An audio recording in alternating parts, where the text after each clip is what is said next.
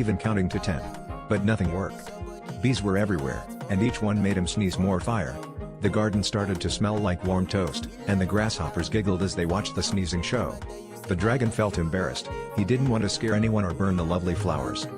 Then, the oldest sunflower leaned down and whispered, "Sometimes, special things happen to remind us we're part of something wonderful." The little dragon looked at his sunflower home and saw the bees carrying pollen and helping the garden grow. With a deep breath, he smiled and decided to make each sneeze gentle and careful, turning his fiery puffs into warm little lights that made the whole garden glow at night.